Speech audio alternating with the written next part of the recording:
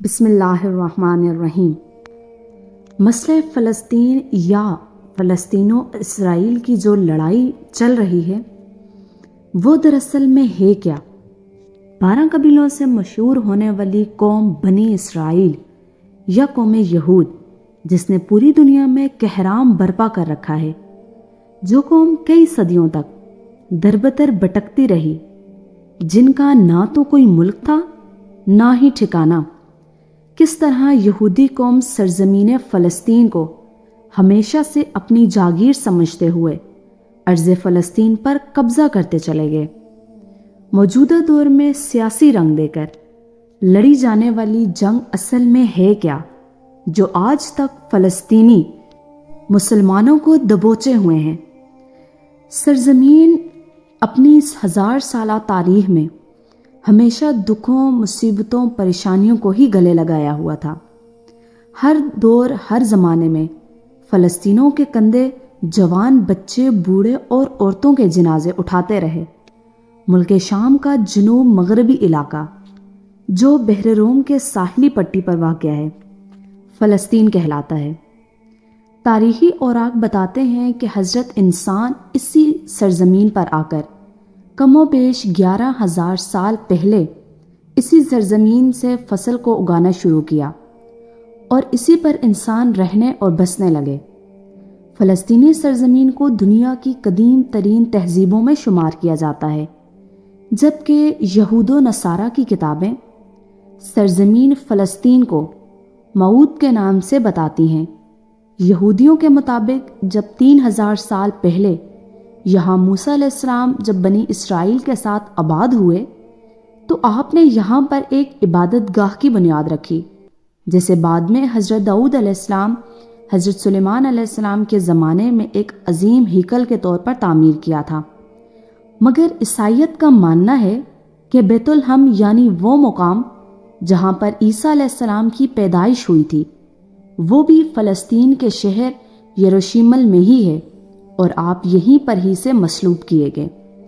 جبکہ اسلام میں اللہ کا کلام قرآن مجید میں آیا ہے کہ اس پاک سرزمین اور بابرکت کا نام کہا گیا ہے۔ اسی مقام کی طرف ہمارے پاک نبی حضرت محمد صلی اللہ علیہ وآلہ وسلم 16 یا 17 مہینے رخ کر کے نماز ادا فرماتے رہے۔ حضور صلی اللہ علیہ وآلہ وسلم سفر معراج کے موقع پر بھی اسی مقام پر تشریف لائے اور تمام نبیوں کی امامت کر کے نماز پڑھائی۔ بیت المقدس کو مسجد حرام اور مسجد نبوی کے بعد تیسرا حرم قرار دیا گیا۔ خلیفہ ثانی جناب حضرت عمر فاروق رضی اللہ تعالیٰ عنہ کے دور خلافت میں 638 عیسوی سرزمین فلسطین کو آزاد کرایا گیا۔ یہ علاقہ اس وقت روم کے عیسائیوں کے قبضے میں تھا۔ مسلمانوں کے خلیفہ ثانی نے اس سرزمین پر تشریف لا کر سب سے پہلے اس چٹان پر مسجد بنانے کا حکم دیا۔ یہ وہی چٹان تھی جہاں سے نبی کریم صلی اللہ علیہ وآلہ وسلم نے معراج پر جانے کا سفر شروع فرمایا تھا۔ یہ مسجد آج مسجد اقصیٰ کے نام سے اپنی پہچان رکھتی ہے۔ جب اموی دور حکومت شروع ہوا تو عبد الملک بن مروان نے حرم پاک کے ایریے میں ہی قبۃ الصحرا کی تعمیر کی اور اقصیٰ کے نزدیک ہی بنایا گیا۔ وقت گزرتا گیا، حالات و واقعات بدلتے رہے۔ تاریخی حساب سے ارض فلسطین تقریباً 500 سال تک مسلمانوں کے ہی قبضے میں رہا۔ یہ علاقہ اس وقت عربی تہذیبی ثقافت لحاظ سے اپنا ایک منفرد نظام رکھتا تھا۔ جب عرب و بربر مسلمان آ کر اس علاقے میں آباد ہو گئے، یوں یہ علاقہ اسلامی و عربی ثقافت میں رنگ گیا۔ مگر سال 1099 عیسوی میں ایک بار پھر مصیبتوں نے ارض فلسطین کی طرف اپنا رخ موڑا، جب سیلبوں نے ارض مقدس پر حملہ کر کے ان علاقوں کو اپنے قبضے میں لے لیا۔ کچھ عرصہ بیت اللہ جانے کے بعد اللہ نے اس سرزمین فلسطین کے خدمت کے لیے ایک بہادر نڈر لیڈر صلاح الدین ایوبی کو طاقت و ہمت دے کر سرزمین فلسطین کی جانب بھیج دیا۔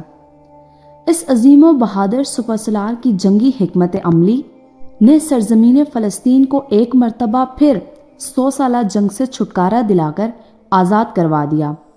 اس کے بعد 700 سال کے عرصہ تک یروشلم مسلمان حکمرانی کے قبضے میں ہی رہا۔ مملوکوں اور عثمانیوں کی حکومتیں بدلتی رہیں، مگر جو ہی عثمانی حکومت میں دراڑ پڑتی گئی اور سلطنت عثمانیہ کمزور ہوتی گئی تو یہودیوں نے تیسری ہیکل سلیمانی تعمیر کرنا شروع کر دی۔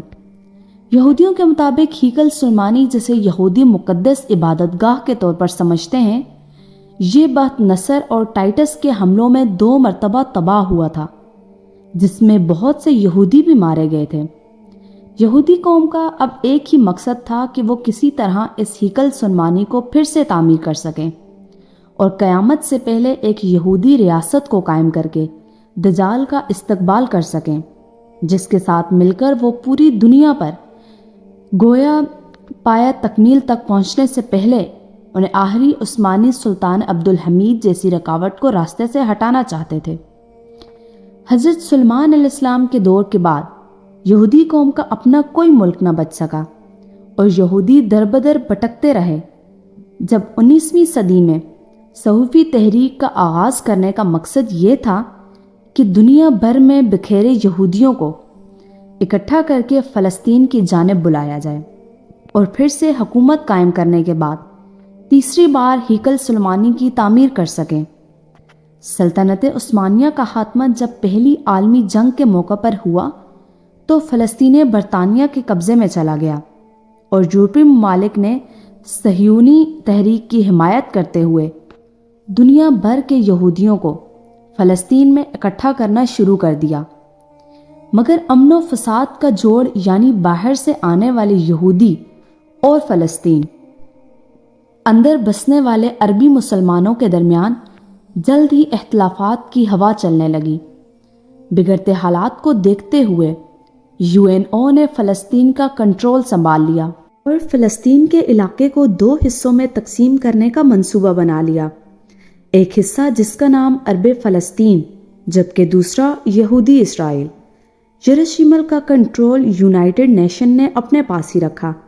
یہی وہ جگہ تھی جہاں 3 بڑے مذاہب کی عبادت گاہیں اور مقدس مقامات تھے۔ مئی 1948 کے دن اسرائیل ملک کو ایک الگ ملک 14 کے طور پر باقاعدہ اعلان کرتے ہوئے تمام ممالک سے اسرائیل کو تسلیم کرنے کا بتا دیا گیا، لیکن ارد گرد کے عرب ملکوں نے اسرائیل ملک کو تسلیم کرنے سے انکار کر دیا۔ یوں اس جنگ نے ایک نیا رخ اختیار کر لیا، مگر اس جنگ کی ایک انوکھی بات کہ ایک اسرائیل ملک نے الگ الگ کر کے تمام عرب ممالک کو شکست دے دی۔ مگر یہودیوں کی لالچ اور بے حسی یہیں تک نہ رہی۔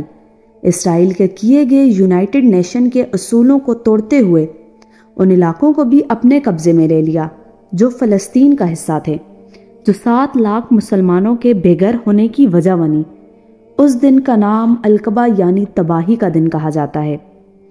1967 کا سال خطہ فلسطین کے لیے ایک بار پھر ہلچل کا سال دکھائی دیا، جب عرب طاقتوں کا سامنا ایک بار پھر اسرائیل سے ہوا۔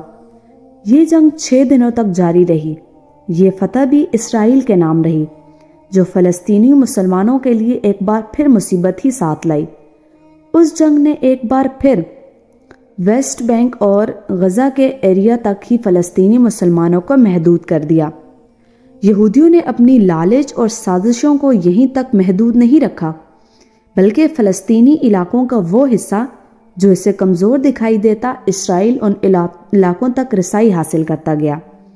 اسرائیل کا مقابلہ کرنے کے لیے کئی تحریکیں سامنے آئیں، مگر گزرے 20 سالوں میں قتل و غارت، جھڑپیں اور خون ریزی کا سلسلہ جاری رہا۔ سرزمین فلسطین آج مسلمانوں کے خون سے لال دکھائی دیتی ہے۔ آج بھی فلسطین کے بچے، عورتیں اور بزرگ شاید کسی کے منتظر ہیں۔ سرزمین فلسطین شاید اب بھی اس بہادر و دلیر صلاح الدین ایوبی جیسے لیڈر کی منتظر ہیں۔ آج پوری دنیا کے مسلمان غم و دکھ کے اضطراب میں ہیں۔ ہر مسلمان فلسطینیوں کے اس درد کو محسوس کر رہا ہے۔ اللہ کریم ہمیں اس درد کی دوا بھی عطا فرمائے۔ آمین ثم آمین۔ جزاک اللہ خیر۔ اللہ حافظ۔